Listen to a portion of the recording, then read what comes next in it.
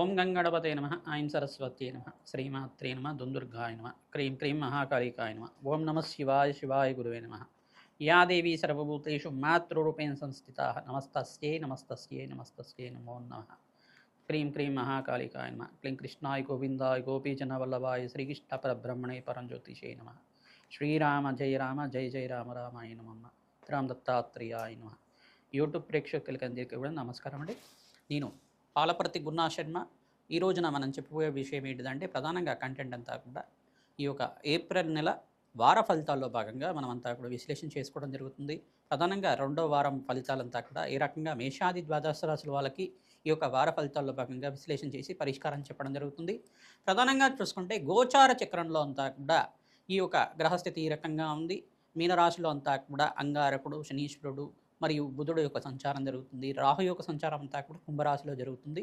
ప్రధానంగా చూసుకుంటే ఈ వారం మధ్యలో మనకి ప్రధానంగా చూసుకుంటే ఈ యొక్క గ్రహస్థితి అంతా కూడా సూర్య భగవానుడు అంతా కూడా ఈ యొక్క 14వ తారీఖు తర్వాత అంతా కూడా మేషరాశిలో అంతా కూడా సంచారం చేయడం జరుగుతుంది. ఉచ్చస్థానంలో మార్పు జరగడం జరుగుతుంది. ప్రధానంగా చూసుకుంటే ఇక్కడ బృహస్పతి సంచారం అంతా కూడా మిథున రాశిలో సంచారం జరుగుతుంది. కేతు యొక్క సంచారం అంతా కూడా ఈ యొక్క సింహరాశిలో సంచారం జరుగుతుంది. ప్రధానంగా శుక్రుడు అంతా కూడా ఈ మాసంలోనే ప్రధానంగా చూసుకుంటే తన సొంత రాశి అయిన వృషరాశికి అంతా కూడా మారడం జరుగుతుంది. తద్వారా అష్టైశ్వర ప్రాప్తి కలగడానికి ఆస్కారం ఉంటుంది. ఈ వారంలో ప్రధానంగా గ్రహస్థితి అంతా కూడా చూసుకుంటే చంద్రుడు అంతా కూడా ఈ రకంగా మారడం వల్ల గజకేసరి యోగం అంతా కూడా సిద్ధించడానికి ఆస్కారం ఉంటుంది. ప్రధానంగా ఈ యొక్క బృహస్పతి అనుగ్రహం వల్ల కొన్ని రాశుల వాళ్ళకి గురుకటాక్షం అంతా కూడా సిద్ధించడానికి, కార్యసిద్ధి కలగడానికి ఆస్కారం ఉంటుంది. ఈ యొక్క గ్రహస్థితి కేంద్రంగా అంతా కూడా చూసుకుని మేషాది ద్వాదశ రాశుల వాళ్ళకి ఎటువంటి ఫలితాలు వస్తాయి సంపూర్ణంగా విశ్లేషణ చేయడం జరుగుతుంది. మీ వృత్తిరీత్యా, ఉద్యోగరీత్యా, వ్యాపారరీత్యా ఎటువంటి పరిష్కారం ఆచరిస్తే కనుక అఖండ ఐశ్వర్య ప్రాప్తి కలుగుతుంది. ఆకస్మికంగా ధనయోగ ప్రాప్తి కలుగుతుంది.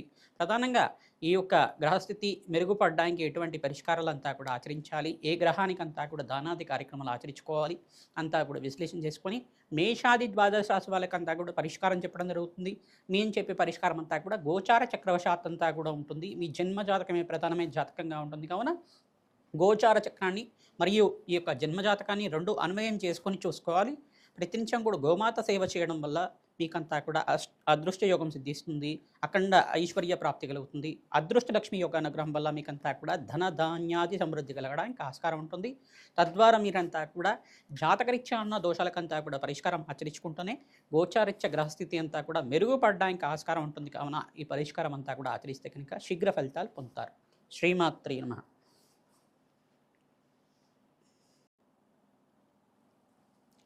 కర్కాటక రాశి జాతకులకి ఏప్రిల్ నెల వార ఫలితాల్లో భాగంగా రెండో వారంలో అంతా కూడా మీకు వార ఫలితాలంతా కూడా విశ్లేషణ చేయడం జరుగుతుంది. కర్కాటక రాశి జాతకులకి ప్రధానంగా చూసుకుంటే బృహస్పతి యొక్కరంగా మారడానికి అవకాశం ఉంటుంది. మీకంతా కూడా గురుకటాక్షం వల్ల అఖండ లాభాలు గణించడానికి ఆస్కారం ఉంటుంది. ధనయోగ ప్రాప్తి కలగడానికి ఆస్కారం ఉంటుంది. అఖండ లాభాలు గణించడానికి ప్రతినిత్యం కూడా పరమేశ్వరుడు ప్రీతికరంగా అభిషేకాది కార్యక్రమాలు ఆచరించుకోవడం వారంలో ప్రధానంగా మీకంతా కూడా అఖండ లాభాలు గణించడానికి ఆస్కారం ఉంటుంది. ఇక్కడ శుక్రుడు యొక్కరంగా మారబోతున్నారు. మీకంతా కూడా ఈ వారంలో మీకంతా కూడా మంచి ఫలితాలు పొందడానికి ఆస్కారం ఉంటుంది. ప్రతినిత్యం కూడా దత్తాత్రేయ ఆరాధన చేసుకోవడం వల్ల అఖండ లాభాలు గణించడానికి ఆస్కారం ఉంటుంది.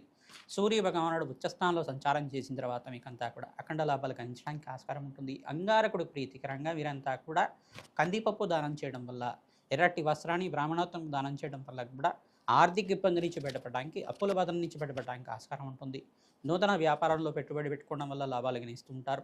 ప్రధానంగా చూసుకుంటే శ్రమతో కూడిన సంపాదన పెరుగుతుంది. శ్రమ అధికంగా ఉంటుంది. ఖర్చులు కూడా కొంచెం పెరుగుతూ ఉంటాయి. శుభకర వ్యయం జరగడానికి ఆస్కారం ఉంటుంది. వివాహాది శుభకార్యాల కోసం కావచ్చు, నూతన వ్యాపారంలో పెట్టుబడి కోసమైనా కావచ్చు, ప్రధానంగా విదేశీయానం కోసమైనా కావచ్చు, నూతన ఉద్యోగం కోసమైనా కావచ్చు, ఖర్చులు విపరీతంగా పెరగడానికి ఆస్కారం ఉంటుంది. కావున జాగ్రత్తగా ఉండడం మంచిగా ఉంటుంది.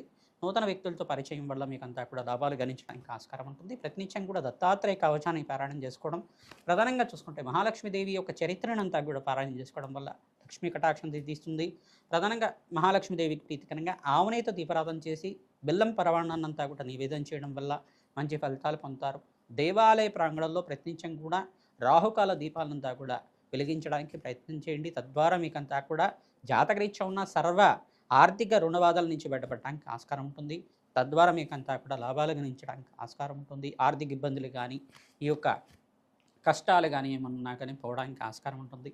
ప్రతినిత్యం కూడా రాహుకేతు దోష నివారణార్థం మీరంతా కూడా చూసుకుంటే ఈ యొక్క రాహుకేతు యొక్క స్తంభంలో ఉంది కావున గోచార చక్రం అంతా కూడా ప్రతినిత్యం కూడా సుబ్రహ్మణ్య స్వామివారి ఆరాధన మానసదేవి ఆరాధన చేసుకోవడం వల్ల లాభాలు గణించడానికి ఆస్కారం ఉంటుంది. మహాలక్ష్మి కవచాన్ని పారాయణం చేసుకోండి, వింటూ ఉండడం మాత్రం చేతనే అఖండ లాభాలు గణించడానికి ఆస్కారం ఉంటుంది. ప్రధానంగా దత్తాత్రేయాయ స్మరణ మాత్రైన సంతుష్టాయ నమః ఈ నామాన్ని ప్రతినిత్యం కూడా జపాన్ని ఆచరించుకోవడం వల్ల అఖండ లాభాలు గణించడానికి ఆస్కారం ఉంటుంది. ఈ మంత్రాన్ని ఎవరైతే చదువుతూ ఉంటారో, ఎవరైతే వింటూ ఉంటారో ప్రతినిత్యం కూడా ఓం దత్తాత్రేయాయ స్మరణ మాత్రైన సంతుష్టాయ నమః స్మరింద్ర మాత్రం చేతనే దత్తాత్రేయుడు అంతా కూడా అనుగ్రహం ప్రసాదిస్తారు. కావున దత్తాత్రేయ స్వామి అంతా కూడా చిదానంద స్వరూపంగా గురుకటాక్షం అంతా కూడా ప్రసాదిస్తూ ఉంటారు. తద్వారా ఎవరైతే దత్తాత్రేయ స్వామి వారిని నిత్యం పూజిస్తూ ఉంటారో ప్రధానంగా వీరంతా కూడా దత్తాత్రేయ అనుగ్రహం వల్ల మీకంతా కూడా సకల కార్యసిద్ధి కలగడానికి ఆస్కారం ఉంటుంది. ప్రధానంగా దత్తాత్రేయ స్వామివారి చరిత్రను పారాయణం చేసుకోవడం వల్ల అఖండ లాభాలు గణించడానికి ఆస్కారం ఉంటుంది. దత్తాత్రేయ ఆరాధన మీకంతా కూడా మంచి ఫలితాలు వస్తుంది. కావున ఈ యొక్క పరిసరం అంతా కూడా మీకు చెప్పడం జరుగుతుంది. వెంకటేశ్వర స్వామి వారికి తులసిమాలను సమర్పించడం వల్ల అఖండ లాభాలు గణించడానికి ఆస్కారం ఉంటుంది. మహాగణపతికి అంతా కూడా ఉండ్రాళ్ళు నివేదన చేయడం వల్ల సకల విఘ్నాల నుంచి బయటపడడానికి ఆస్కారం ఉంటుంది. ప్రతినిత్యం కూడా మీరు అంగారకుడికి, ప్రధానంగా శనీశ్వరుడికి, రాహువుకి మరియు సూర్య భగవానుడికంతా కూడా దానాలు ఆచరించుకోవడం, అగ్నికి నవదానాలు సమర్పించడం వల్ల సకల కార్యసిద్ధి కలుగుతుంది. శ్రీమాత్రే నమః. ప్రధానంగా చూసుకుంటే గ్రహస్థితి అంతా కూడా రాహుకేతు స్తంభంలో ఉంది. కావున ప్రతి ఒక్కరు మీరంతా కూడా మేషాది ద్వాదశ రాశుల వాళ్ళు ఏం చేయాలని చెప్పేసి అంటే ప్రధానంగా చూసుకుంటే నవగ్రహాలకు అభిషేకం చేయడం, అదొకటే కాకుండా కులదేవత ఆరాధన అర్చించుకోవడం వల్ల మంచి ఫలితాలు పొందడానికి ఆస్కారం ఉంటుంది. ప్రధానంగా చూసుకుంటే ఎక్కడైతే కనుక గోమాత సేవ చేయడం, గోశాలలో మీరంతా కూడా తరచుగా గోమాత సేవ చేయడం వల్ల అఖండ లాభాలు గణించడానికి ఆస్కారం ఉంటుంది. ప్రతినిత్యం కూడా మీరంతా కూడా ఇక్కడ చూసుకుంటే జమ్మి చెట్టు ఎవరైతే ఆచరిస్తూ ఉంటారో, అంటే శమీ వృక్షం అనే వృక్షం ఉంటుంది దేవాలయ ప్రాంగణంలో, జమ్మి చెట్టునంతా కూడా అర్చించడం వల్ల కూడా ఇక్కడ ఏలినాటి శని ప్రభావంలో ఉండే రాశులు కానీ, శని బాధలతో పీడిస్తున్న రాశులైనా కానీ, శని భగవానుడు ప్రీతికరంగా దోష నివారణార్థం అంతా కూడా జమ్మి చెట్టును అర్చించడం వల్ల సకల గ్రహదోష నివారణ అవుతుంది. రుణ బాధల నుంచి బయటపడతారు. అపముచ్చు దోష నివారణ అవ్వడానికి ఆస్కారం ఉంటుంది. జమ్మి చెట్టు దగ్గర ఆవునేత దీపారాధన చేయడం, అక్కడ బెల్లాన్ని నివేదన చేయడం, ప్రధానంగా చూసుకుంటే దేవి ఖడ్గమాల స్తోత్రాన్ని పఠనం చేసుకోవడం వల్ల, జమ్మి చెట్టు దగ్గర ప్రదక్షిణాలు ఆచరించడం వల్ల అఖండ లాభాలు గణించడానికి ఆస్కారం ఉంటుంది. అవకాశం ఉన్న వాళ్ళు దేవాలయ ప్రాంగణంలో ప్రతి వారంలో ఎప్పుడైనా కానీ మీరు జమ్మి చెట్టునంతా కూడా నాటడం, దాన్ని సంరక్షించడం వల్ల అఖండ లాభాలు గణించడానికి ఆస్కారం ఉంటుంది. ఈ యొక్క మొక్కనంతా కూడా నాటిన తర్వాత దాన్ని సంరక్షించాలి, దాన్ని పెంచాలి. కనీసం అది పెరిగేదాకా దానికి జలాన్ని సమర్పిస్తుండడం. దేవాలయ ప్రాంగణం అనేది మీకు ఇంటి దగ్గరలో ఉండే దేవాలయం అయితే ఇంకా మంచిది. మీరంతా కూడా ఈ పరిష్కారం ఆచరించడం వల్ల ఆ జమ్మి చెట్టుని ఎవరైతే పూజిస్తూ ఉంటారో ఆ ఫలితం కూడా మీకు వస్తుంది. అక్కడమైన పుణ్యప్రాప్తి కలగడానికి ఆస్కారం ఉంటుంది. దేవాలయ ప్రాంగణంలో జమ్మి చెట్టునంతా కూడా నాటడానికి ప్రయత్నం చేయండి. తద్వారా శ్రమిక వృక్షం అంతా కూడా సకల పాపాన్నంతా కూడా నివారణ చేసే వృక్షరాజంగా ఉంటుంది. కావున దేవతా వృక్షంగా ఉంటుంది. కావున ఆ వృక్షరాజం అనుగ్రహం వల్ల మీకంతా కూడా కార్యస్థితి కలగడానికి ఆస్కారం ఉంటుంది.